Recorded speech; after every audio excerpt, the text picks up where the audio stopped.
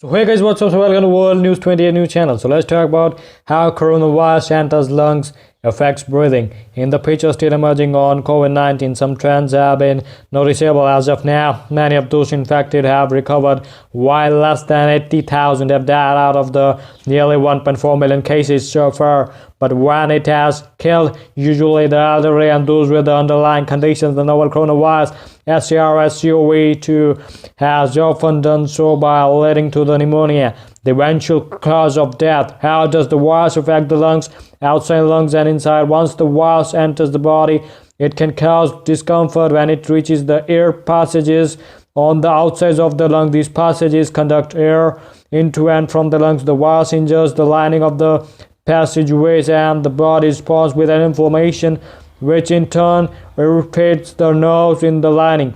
That is when an infected person coughs.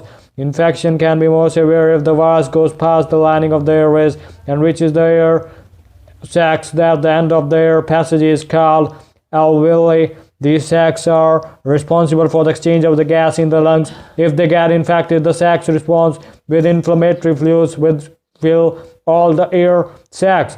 That is what leads to pneumonia. When the lungs' ability to transport oxygen is impaired and the infected person has difficulty breathing, when a person cannot inhale enough oxygen and exhale enough carbon dioxide, pneumonia can lead to death.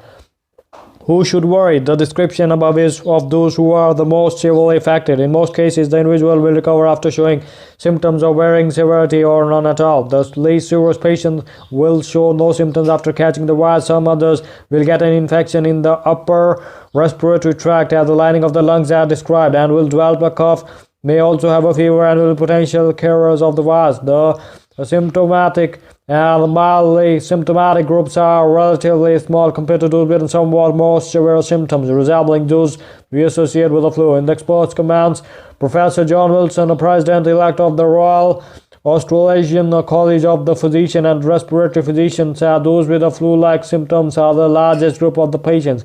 Then there are the extremely severe cases. These are the ones who will develop severe illness, including pneumonia. So far, such extreme cases have been significantly fewer than those with flu-like symptoms. Pneumonia as a result of the COVID-19 is viral pneumonia, which means it cannot be treated with antibiotics. In severe cases, ventilator support may be needed to ensure sufficient oxygen circulation in the body. So if you like the channel, so kindly subscribe to it.